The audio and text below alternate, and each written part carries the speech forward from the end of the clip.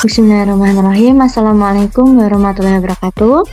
Hadirnya kami di sini akan membahas mengenai analisis real, yaitu pembuktian teorema 1114, teorema 217, dan teorema 347 dalam buku Introduction to Real Analysis 4th edition dengan penulis Robert G. Bartley dan Donald R. Serber, dan dosen pengampu Profesor Dr. Stefanus Budi Waluyo, MSI, dan Bapak Muhammad Habibur Rahman, MSI.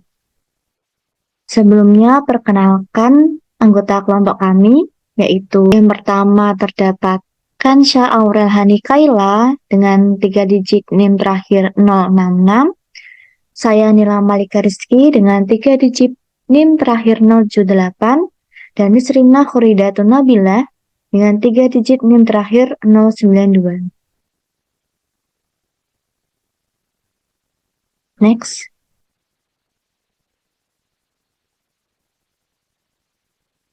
Untuk yang pertama yaitu akan dijelaskan mengenai teorema 1114.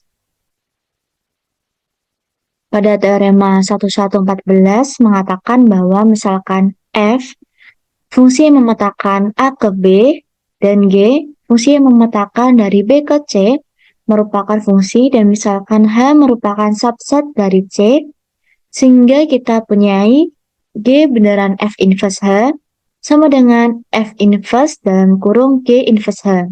Untuk catatan, perhatikan pembalikan urutan fungsinya. Akan dibuktikan untuk sembarang x anggota a, di mana a anggota g bundaran f inverse h, jika dan hanya jika x anggota f inverse dalam kurung g inverse h. Misalkan x anggota g bundaran f inverse h, maka g bundaran fx anggota h, artinya g fx anggota h. Karena fx anggota g inverse h, kita mempunyai x anggota f inverse dalam kurung g inverse h. Sekarang kita misalkan x anggota f inverse dalam kurung g inverse h, maka fx anggota g inverse h.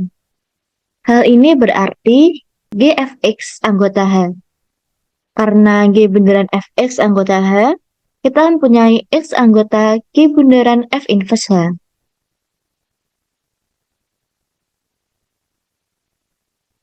Jadi, x anggota g bundaran f inverse h, jika dan hanya jika x anggota f inverse dalam kurung g inverse h, sehingga g bundaran f inverse h sama dengan f inverse dalam kurung g inverse h terbukti.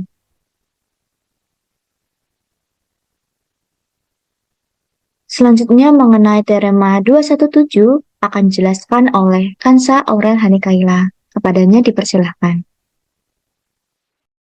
Baik, selanjutnya yaitu teorema 217. Misalkan ABC sebarang elemen di R. Poin A, jika A lebih dari B dan B lebih dari C, maka A lebih dari C. Poin B, jika A lebih dari B, maka A plus C lebih dari B plus C. Poin C, jika A lebih dari B dan C lebih dari 0, maka CA lebih dari CB. Jika A lebih dari B dan C kurang dari 0, maka CA kurang dari CB. Untuk bukti teorema 217 poin A, jika A lebih dari B dan B lebih dari C, maka A lebih dari C. Diketahui A lebih dari B dan B lebih dari C, akan dibuktikan bahwa A lebih dari C. Karena A lebih dari B, maka menurut definisi 216, A min B elemen dari P. Karena B lebih dari C, sesuai dengan definisi 216, maka B min C elemen dari P. Berdasarkan sifat urutan 215 bagian pertama, A min B plus B min C sama dengan A plus min B ditambah dalam kurung B plus min C. Definisi pengurangan sama dengan A plus dalam kurung min B ditambah B plus dalam kurung min C, asosiatif penjumlahan, sama dengan A plus 0 plus min C. Inverse penjumlahan sama dengan A plus min C. Identitas penjumlahan sama dengan A min C identitas penjumlahan. Karena A min C elemen dari P, maka A lebih dari C terbukti. Jadi terbukti jika A lebih dari B dan B lebih dari C, maka A lebih dari C. Selanjutnya yaitu bukti untuk teorema 217 poin B. Jika A lebih dari B, maka A plus C lebih dari B plus C. Diketahui A lebih dari B. Akan dibuktikan bahwa A plus C lebih dari B plus C. A plus C lebih dari B plus C, maka sesuai dengan definisi 216, A plus C dikurangi B plus C elemen dari P. Sehingga A plus C min B plus C sama dengan A plus C ditambah dalam kurung min dalam kurung B plus C, definisi pengurangan sama dengan A plus C ditambah negatif 1 dikali B plus C, exercise 211 soal 1C, sama dengan A plus C ditambah min B ditambah min C, yaitu sifat distributif, sama dengan A plus dalam kurung C plus min C ditambah B, asosiatif, sama dengan A plus 0 plus min B, yaitu inverse penjumlahan, sama dengan A min B, yaitu identitas penjumlahan. Karena A plus C min B plus C elemen dari P, maka A min B elemen dari P. Dengan demikian terbukti jika A lebih dari B, maka A plus C lebih dari B plus C. Selanjutnya bukti teorema 217 poin C. Jika A lebih dari B dan C positif, maka CA lebih dari CB. Diketahui A lebih dari B dan C positif. Artinya A min B elemen dari P dan C elemen dari P ini sesuai dengan definisi 216. Akan dibuktikan bahwa CA lebih dari CB. Berdasarkan sifat urutan 215, bagian kedua, C dikali dalam kurung A min B sama dengan C dikali dalam kurung A plus min B, yaitu sesuai dengan definisi pengurangan, sama dengan CA ditambah C dikali min B, sesuai dengan sifat distributif, sama dengan CA min CB, sesuai dengan exercise 211 soal 1C.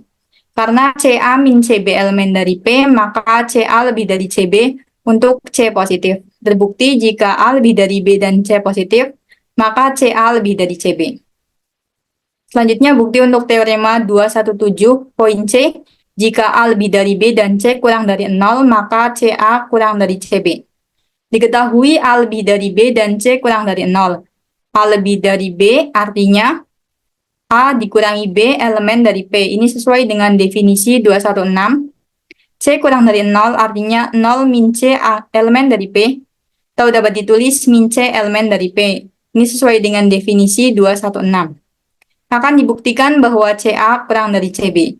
Berdasarkan sifat urutan 215 bagian kedua, min C dikali dalam kurung A min B sama dengan min dalam kurung CA min CB.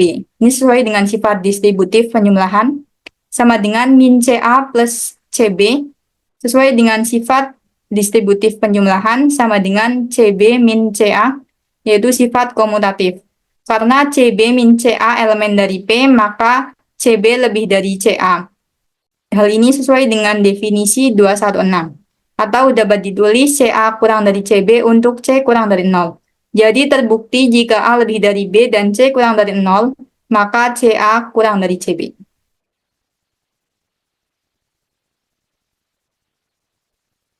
Untuk selanjutnya akan dijelaskan mengenai teorema barisan monoton oleh Nisrina Khuridatun Nabila. Kepadanya dipersilahkan.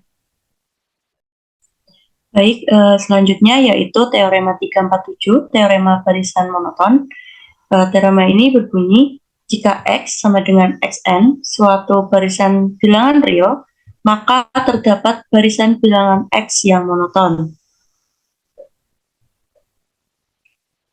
Untuk keperluan pembuktian ini, kita akan mengatakan bahwa suku ke M dari Xm merupakan puncak jika Xm lebih dari atau sama dengan Xn untuk semua N sedemikian sehingga N lebih dari atau sama dengan M.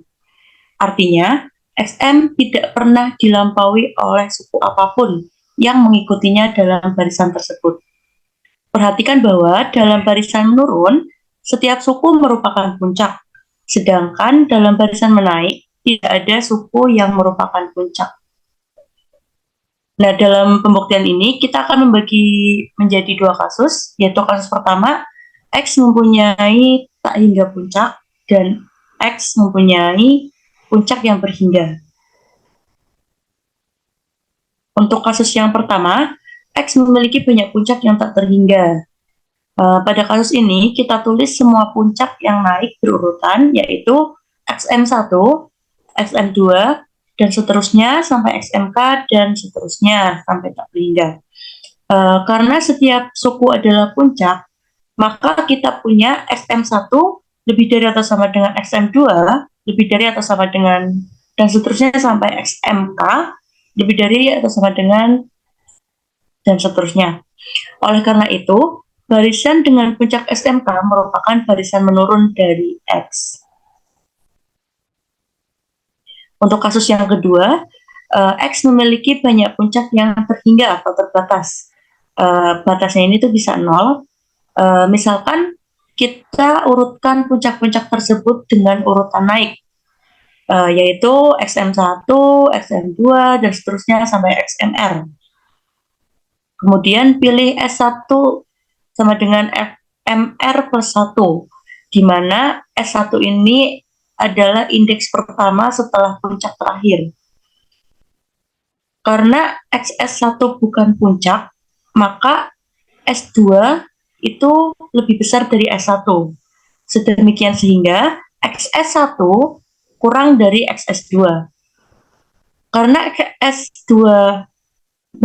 karena XS2 juga bukan puncak, maka terdapat S3 yang lebih dari S2. Sedemikian sehingga XS2 itu kurang dari XS3. Nah, jika kita meneruskan proses ini berulang-ulang, maka kita peroleh barisan bagian tak turun XSK dari X.